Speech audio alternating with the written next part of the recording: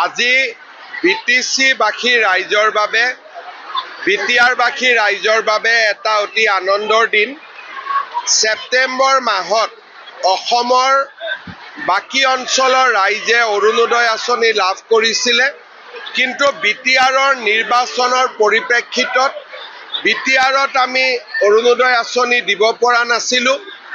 আজি বিটিআৰৰ মুৰব্বী হাগ্ৰামা মহিলাৰী, আমাৰ মন্ত্ৰীসকল, সাংসদ, বিধায়ক, EM, MCLA সকলোৰে উপস্থিতিত 4,12,000 একাউণ্টলৈ বা 4,12,000 মহিলালৈ আমি 1,250 টকাকৈ হস্তান্তৰ কৰিলোঁ আৰু এতিয়াৰ পৰা প্ৰতি মাহৰ 10 তাৰিখে এই পুঁজি লাভ কৰি থাকিব।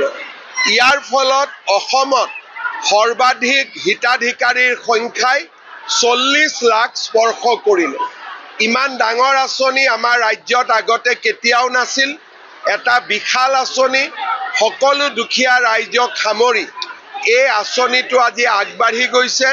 মই বিটিআৰৰ হিতাধিকাৰীসকলক অভিনন্দন জনাইছোঁ। আজি আমাৰ SITয়ে যেনেকৈ আমি অসমৰ ৰাইজক প্ৰতিশ্ৰুতি দিছিলোঁ যে জুবিন গাৰ্গক ন্যায় দিয়াৰ দায়িত্ব আমি গ্ৰহণ কৰিছোঁ, আজি সেই দায়িত্ব পালন কৰি গুৱাহাটীৰ আদালতত SITয়ে অভিলেখ সংখ্যক সময়ত চাৰ্জশ্বীট দাখিল কৰিছে। হত্যাৰ গোচৰত আমি কেইবাজনকো অভিযুক্ত কৰিছোঁ। মই ভাবোঁ যে এতিয়া আদালতে সুন্দৰভাৱে এই গোচৰৰ শুনানি কৰি দোষীক উপযুক্ত শাস্তি দিয়াৰ ব্যৱস্থা গ্ৰহণ কৰিব। আদালতৰ নিৰপেক্ষতা আৰু আদালতৰ কঠোৰ স্থিতি অপৰাধীৰ প্ৰতি, এই কথা আমি সকলোৱে জানো আৰু মই ভাবোঁ যে ন্যায়ৰ প্ৰক্ৰিয়াক আমি সকলোৱে সন্মান জনাম। এতিয়া এইটো হৈ গ'ল যেতিয়া নেক্সট गौरव गगৈ। आज हम BTR में जो के लोगों को माताओं को हम दे नहीं पाया था BTR चुनाव के लिए, आज BTR में हम 4,12,000 माताओं का खाता में 1,250 रुपया हस्तांतर किया।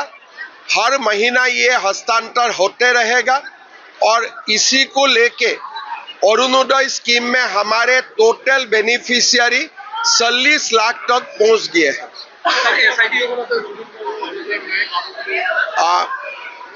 মইতো এতিয়া আদালতৰ ওপৰত কমেণ্ট দিব নোৱাৰোঁ, গতিকে আদালতৰ ওপৰত কমেণ্ট দিলে কালি মোকে কণ্টেম্প অফ কোৰ্টত লৈ যাব। এতিয়া গোটেই দায়িত্ব আদালতৰ।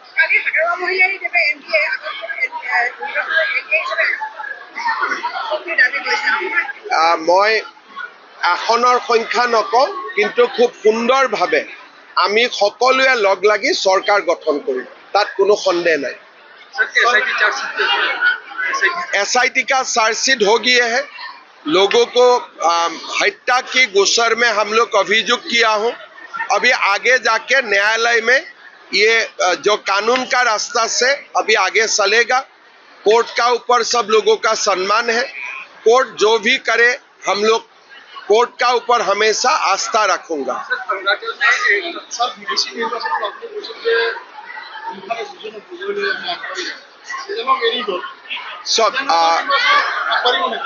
আমি সদায় বিচাৰোঁ যে বড়ো ৰাজনীতিৰ লগত জড়িত দুইটা দলেই একেলগে ৰাইজৰ হৈ কাম কৰক।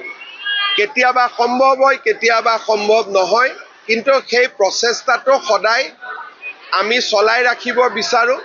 কিন্তু নিৰ্বাচনত অলপ তিক্ততা থাকে, নিৰ্বাচনৰ পিছতো তিক্ততা হৈ থাকে। গতিকে আজি সেই কথা পতাটো সময় নহয়, ভৱিষ্যতে আমি নিশ্চয় পাতিম। এতিয়া চিফ জাষ্টিছৰ লগত কথা পাতিব লাগিব। ইয়াৰ এটা প্ৰক্ৰিয়া আছে। CGMৰ পৰা কোৰ্টটো কেছটো ছেশ্যন জাজলৈকে যাব, তাৰ পিছতহে fast track court, special PP এই কামবিলাক আমি কৰিম। আৰু বহুত কাম হৈ থাকিব। 1 জানুৱাৰীৰ কাৰণে অপেক্ষা কৰক। বাবু আঁচনি 1 তাৰিখে আহিব। এতিয়া মই আৰু এটা সৰুকৈ আপোনালোকক এনাউন্স কৰিব খুজিছোঁ। যোৱা কেইদিনমান আগতে আমাৰ BTC কাৰ্যালয়ত এক মিনিট মই গৈ আছো অলপ BTC কাৰ্যালয়ত এটা অনাৱশ্যকীয় ঘটনা হোৱা আমি দেখিবলৈ পাওঁ। এই ঘটনাটোৰ লগত কোনো বড়ো সংগঠনে জড়িত নহয় বুলি বিবৃতি দিছে। আপচুৰ সভাপতি দীপেন বড়ো ডাঙৰীয়াইও কৈছে যে এইটো গৰিহণাযোগ্য কাম। হাগ্ৰামা মহিলাৰী ডাঙৰীয়াইও কৈছে যে এইটো নিন্দনীয় কাম। এতিয়া প্ৰশ্ন হ'ল যে কোনে মানুহখিনিক লৈ আহিলে, কাৰণ এছেম্বলিত ৰিপৰ্ট হ'ব 7:30 3টা বজাতে কেনেকৈ গণ্ডগোল হ'ব পালে। সেইকাৰণে BTC প্ৰশাসনে অসম চৰকাৰক অনুৰোধ কৰিছে যে এই ঘটনাটোৰ ওপৰত এটা ন্যায়িক তদন্ত হ'ব লাগে। আমি গুৱাহাটী উচ্চ ন্যায়ালয়ৰ অৱসৰপ্ৰাপ্ত ন্যায়াধীশ ন্যায়মূৰ্তি হীৰেন্দ্ৰনাথ শৰ্মাৰ ডাঙৰীয়াৰ হতুৱাই বা তেখেতৰ দ্বাৰা এই তদন্তটো সম্পূৰ্ণ কৰিব খুজিছোঁ। যিহেতু কোনেও ইয়াত জড়িত নাই বুলি কৈছে, গতিকে কোন তৃতীয় পক্ষ ইয়াত আহিলে তাক চাবৰ কাৰণে BTC আমাক ৰিকুৱেষ্ট কৰিছিলে আৰু BTC ৰিকুৱেষ্ট অনুসৰি আমি এটা জুডিচিয়েল ইনকুৱাৰী কৰিবৰ বাবে সিদ্ধান্ত লৈছোঁ। চাওক, প্ৰথম কথা, BTCৰ লগত জড়িত কোনো সংগঠন জড়িত নাই বুলি নিজেই কৈছে।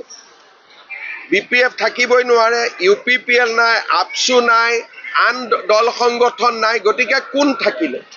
BTCয়ে এই প্ৰশ্নটো কৰিছে আৰু সেইকাৰণে BTCয়ে অনুৰোধ কৰা অনুসৰি আমি এজন গুৱাহাটী উচ্চ ন্যায়ালয়ৰ ৰিটায়াৰ্ড জাজৰ হতুৱাই বিষয়টো তদন্ত কৰাব খুজিছোঁ। না, মই বাকীলৈকে নাযাওঁ। যিখিনি মোৰ এখতিয়াৰত সেইখিনি মই কৈছোঁ। ৰেজিষ্টাৰৰ বিষয়টো মোৰ এখতিয়াৰত নকৰে, সেইটো VCয়ে চাব। হ'ব, ইয়াত একো অসুবিধা নাই। আমিতো কাৰো ক্ষতি নোহোৱাকৈ কামটো কৰিব খুজিছোঁ। গতিকে যেতিয়া যোনে ৰিপৰ্টটো পঢ়িছে তেওঁলোকে বুজি পাব যে ইয়াত কাৰোৱে ক্ষতি নহয়।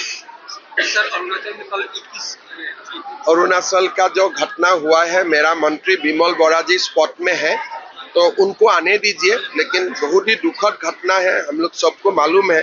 लेकिन उद्धार कार्य में मेरा मंत्री जी अभी गया है, वो आने का बाद ही मुझे पूरा रिपोर्ट मिलेगा।